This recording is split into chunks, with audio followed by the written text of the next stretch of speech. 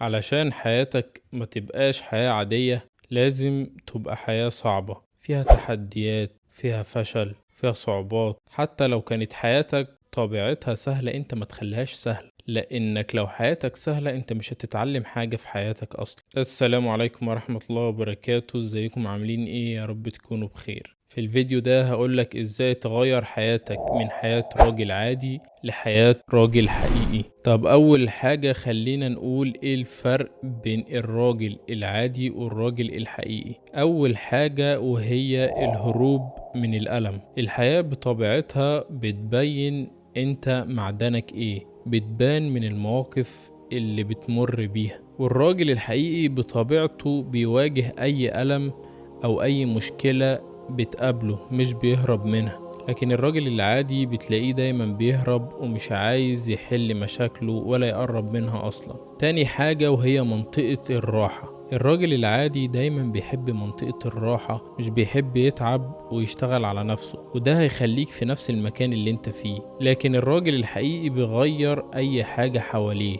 بالذات لو حاجة مش عاجباه.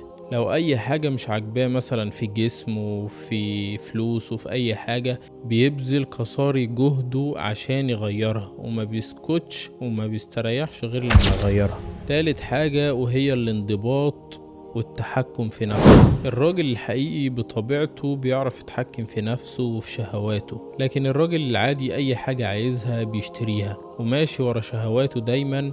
الحاجة اللي بتشاور عليها نفسه بيجيبها. أفكلما اشتهيت اشتريت، أفكلما خلوت عصيت. لازم تحارب نفسك وتحارب شهواتك، ما تمشيش ورا شهواتك وخلاص. مش حاجة حلوة انك لما نفسك تقولك انا عايزة دي تجيبها لها، مش كل حاجة تطلبها تجيبها. لازم تربي نفسك بنفسك. رابع حاجة وهي تفكير الضحية. الشخص العادي دايما بيفضل يقول انا مظلوم، البلد، المجتمع، الاهل، مش عارف ايه.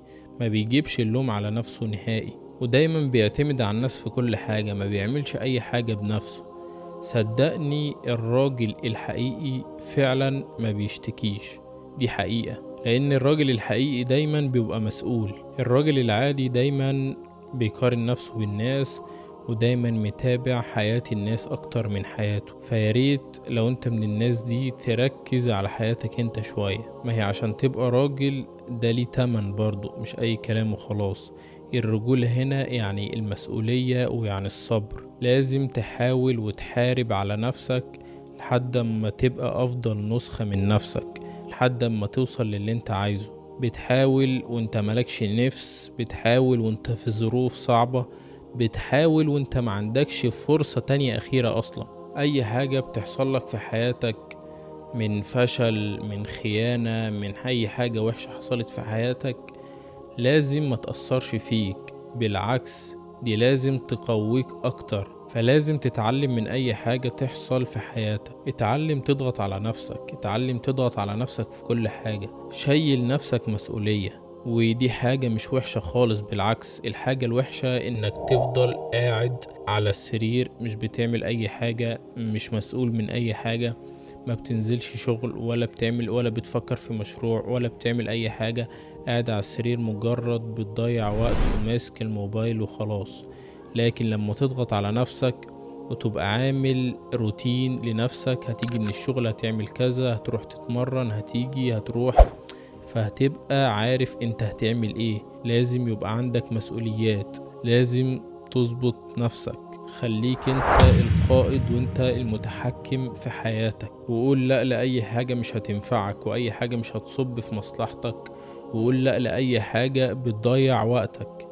انت لما تكبر وتبقى في نفس المكان محدش هينفعك. لازم يبقى عندك عادات قوية مش عند بقية الناس عشان تسبق الناس، واي عادة سيئة عندك لازم تبطلها. ده اول الطريق، دي بداية الطريق كده. لو عندك اي عادة سيئة بتعملها لازم تبطلها فورا، ولازم تبقى ملتزم ومنضبط. تعود نفسك على الالتزام والانضباط. قلت حاجة انا هعمل كذا يبقى تعملها، مهما حصل لازم تعملها.